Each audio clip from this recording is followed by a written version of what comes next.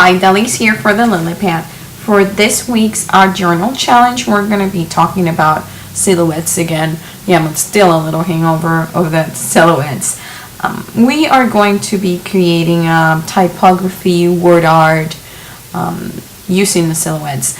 I'm just in the feeling of hiding some of the journaling that I want to use, and I want to show you how you can hide a message. You can use it as a title, you can use it as a background. There are so many ways to use this technique, and it's pretty easy. For the materials that I'm going to be using Just Jamie's Old School bundle, and I will also be using Just Jamie's chalks, styles, and actions from her store, and I'll explain how to use them.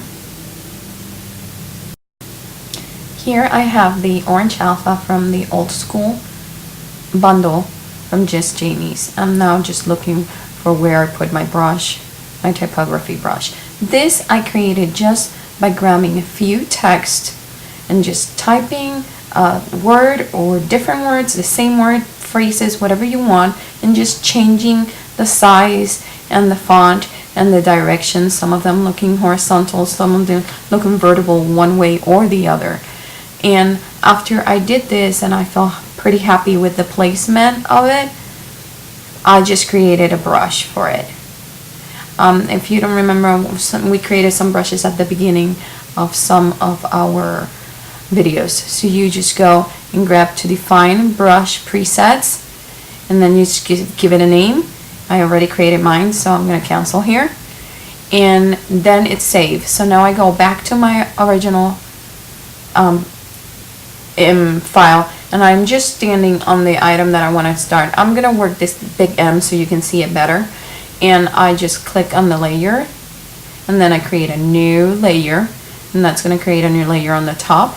Then I'm going to go and get my brush, and from there now I'm going to start looking for my brush that I created, and I just want to start stamping it. You can change the size. The way that I created this this brush, you can actually fit it like a puzzle and move it around, so that's kind of a little bit fun. So after you create it and you set up the size, you start stamping. You just start stamping. I have it at 100% opacity. I used it white because I want to use the chalk. And then I just start moving it around and placing it here, placing it there. It doesn't matter if it's overlap in the outside. What matters is what it's in top of that M. You could also change the angle of the brush by just moving this round and the arrow right down here in the window, in the brush window, and this would just change the angle of the brush that you're using. And then you can change it back. I'm using it at, I think it's a -90, and then I put it back to 0 to grab a little bit in there. And then again, don't worry if it's overlapping or not, okay? Because that you're not going to see it because you're only seeing the part of the M. Then I'm going to go over here, and I am going to Control click or Command click for Mac on the M thumbnail, and that is going to give you a marching ants around the M. Again, you have active your brush layer, but you are Command or Control clicking on the M thumbnail, so you can see there. You can see a little bit tiny better the marching ants. And from there, what I'm gonna do is with my layer that has the brush active, I'm gonna go and click on Mask, and it's gonna mask it, and you're just gonna see the M shape. Let me remove it, and then you see how cool is that. So now you have a typography put on into a shape. You could do this same technique with the shape of an element, or you could do the whole title, or you could do a section of it. In this case, you notice that it's a little bit obvious and it's not hidden at all. You can still read very easily the title, the text that I added.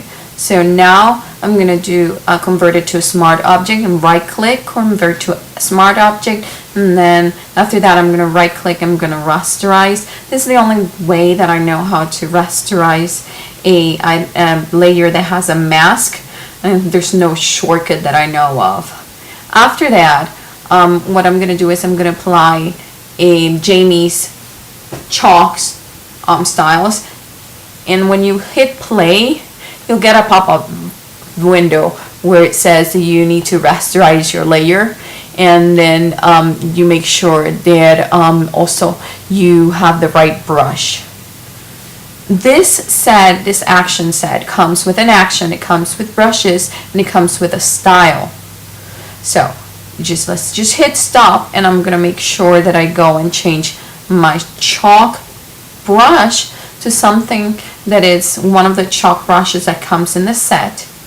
And so click the brush, go to the loaded brushes, and I'm gonna grab, you see I still have the other one, I'm gonna grab one of the small chalk brushes that she has, and then I am gonna actually make it even smaller because some of my text has really fine line. So I'm changing it right here in the brush window, I'm just changing it to a 9 or a 10, and then I'm happy with what that size is, so I actually change it again to 10. So then I'm gonna play again the action, and now it's gonna go through it. That's gonna go and do its little magic. It says it's done, and says now make sure you apply a chalk style that you like, because you have 8 to choose from, and then you're done. So let's hit continue, and after we hit continue, then you're gonna go to your styles window, and then you have 8 different chalk styles to choose from.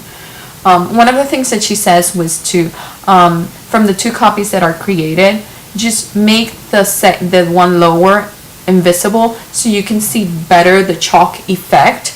And so that's the first chalk effect. See, this is so much clearer. Now it's really hard to tell what it's in there, but you really know what is in there. So this is more of a personal preference when you want to hide something. I personally like it without the second copy in the bottom, so I always remove it. I kind of find that it looks more like a chalk to me. So I play with a few of them, and I'm happy with the look that I'm achieving here, and I am calling it done. I am probably going to be doing the whole title this way and then putting it with different blend modes around the page. So this is your challenge. Create some typography inside of a silhouette.